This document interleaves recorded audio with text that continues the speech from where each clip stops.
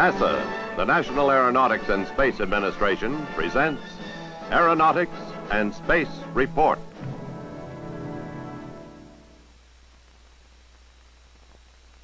We choose to go to the moon in this decade and do the other things, not because they are easy, but because they are hard. Because that goal will serve to organize and measure the best of our energies and skills. Because that challenge is one that we're willing to accept. It was the early 1960s, and President Kennedy had set the stage. Apollo 11, moon landing.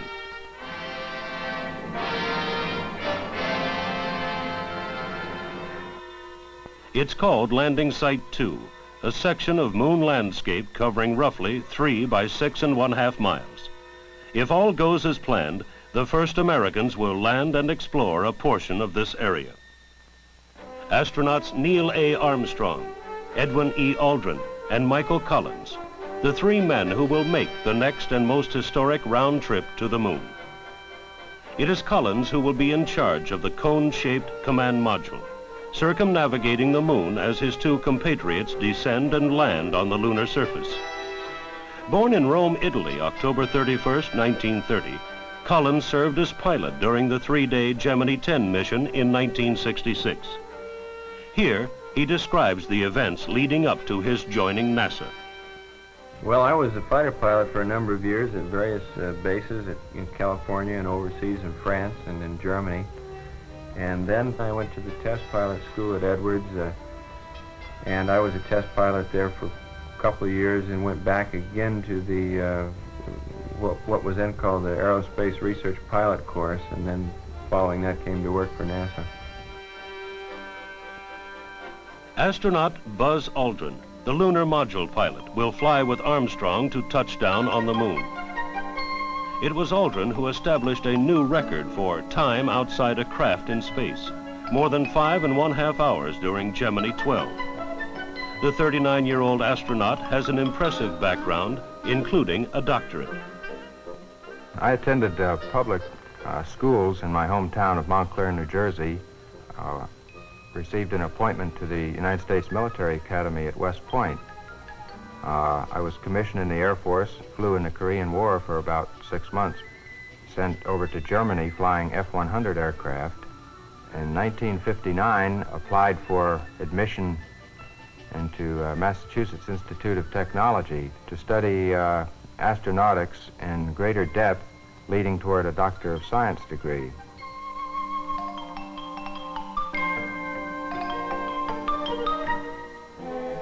Command pilot for this first landing, astronaut Neil Armstrong.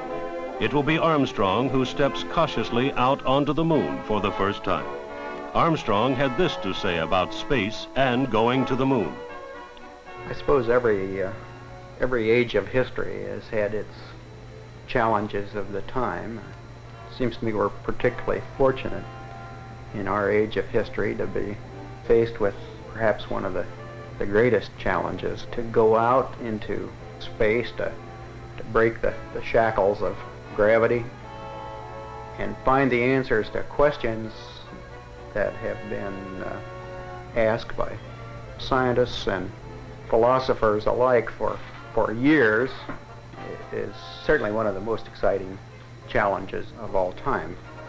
But I think even more important than the answers that we'll be able to find, the answers about the origin of our solar system and the answers about how we can most practically exploit this new knowledge, will be the fact that we'll get a whole bunch of new questions that we've never before even thought to ask. And this will be the challenge to the next generation.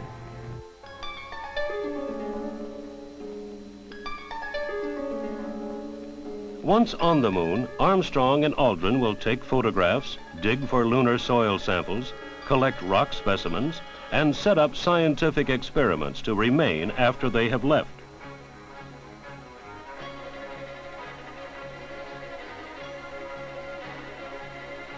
To gain data about the moon's interior and meteoroid impacts, they will deploy a device for recording seismic activity. Another experiment will precisely measure Earth-Moon distances.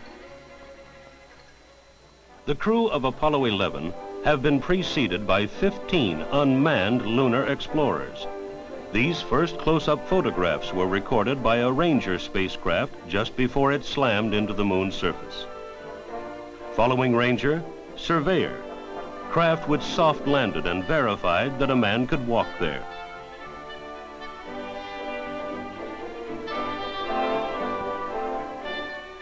Charting and mapping of mountains, craters, and other surface features was the job of Lunar Orbiter. This high-flying picture taker helped determine the best landing sites for the Apollo astronauts. It's called Spacecraft 107, housing for the 3 men as they fly to the moon and back. The onboard oxygen, water, food, and electricity provide a self-contained bit of Earth environment for the astronauts. The command module is approximately 12 feet by 12 feet in size and weighs 13,000 pounds with the crew at liftoff.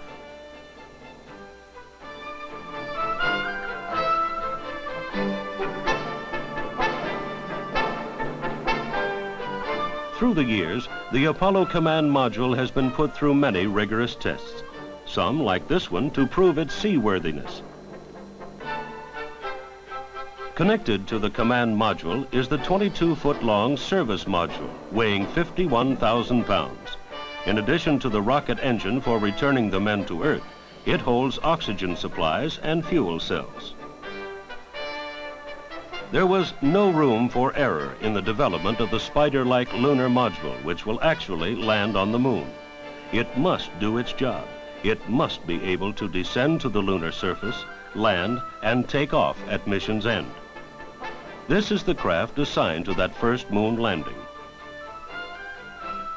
The lunar module is in 2 parts. The bottom stage, with its descent engine, will lower astronauts Armstrong and Aldrin gently to the lunar surface on a pillar of rocket exhaust.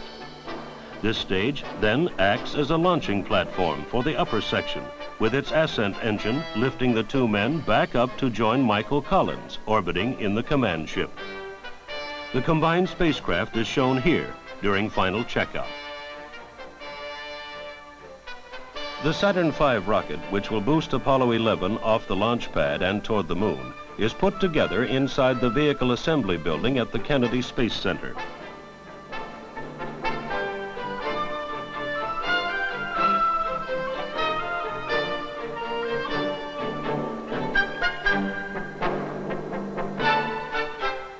When the 3 stages and guidance unit are locked in place for rollout to pad 39A, the giant space vehicle stands 363 feet high, powerful enough to thrust a 50-ton payload into lunar orbit.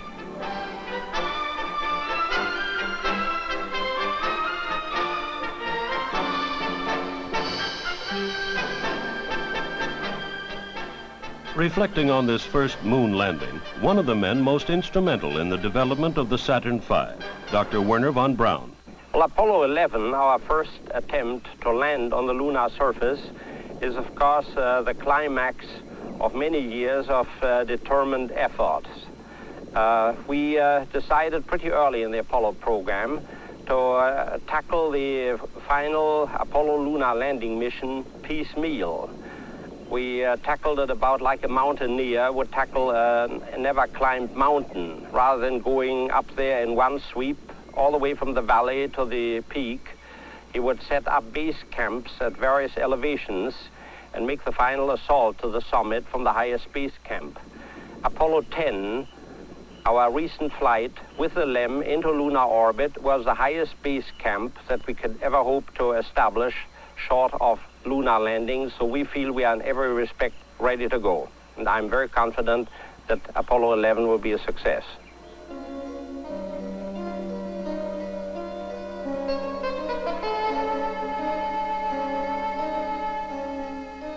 This animation shows the Apollo 11 mission highlights. After computers plot the trajectory necessary to intercept the moon, the 3rd stage engine is restarted and the astronauts begin their 3-day journey. The command and service modules separate.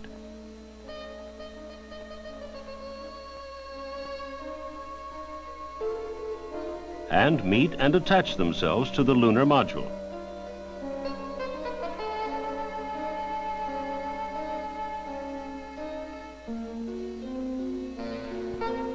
Continuing on, the spacecraft's speed increases as a result of the pulling influence of the moon's gravity. If all is going well, the service module engine will be fired, slowing them enough to go into lunar orbit.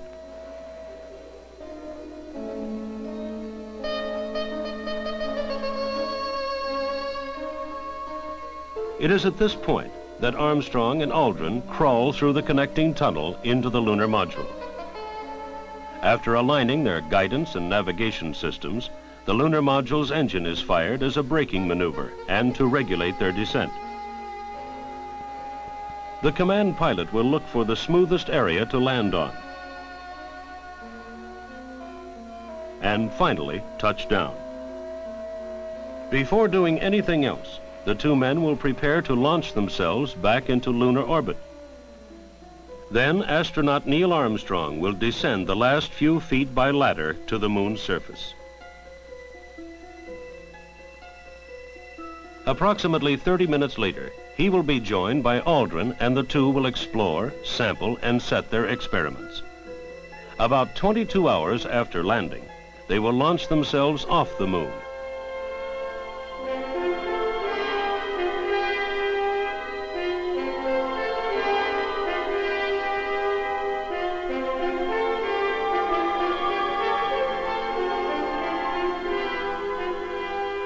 Rejoin Collins in the command module and prepare for the journey back to Earth and a Pacific recovery. Following recovery, the astronauts and their cargo of lunar samples will be sealed in this trailer called the Mobile Quarantine Facility for their trip back to Houston, a precaution taken to make sure they did not bring anything back from the lunar surface that might contaminate the Earth. At the Manned Spacecraft Center, they will live in this special building, the Lunar Receiving Laboratory. The astronauts and their samples will stay here in isolation for 21 days. It is in an area of ultra-clean chambers that the samples will be checked, first to see if they're biologically safe. Laboratory animals like these mice, which have lived all their lives in a germ-free environment, will be exposed to the samples and their reactions checked. Plant tissues, fish, and eggs will also be used in the biological tests. At the same time, tests on the 50 pounds of lunar samples will begin.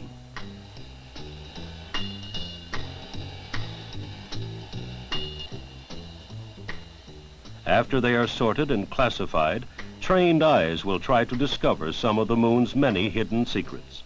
Later, samples will be sent to waiting scientists all over the world for exhaustive analysis.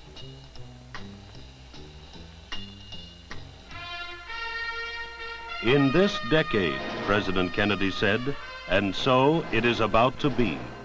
A decade of research and development, a decade of hard work, and there have been times of sorrow, too. Now, the goal is in sight. The men and the men behind the men, the rockets and spacecraft are nearly ready for Apollo 11. The first moon landing.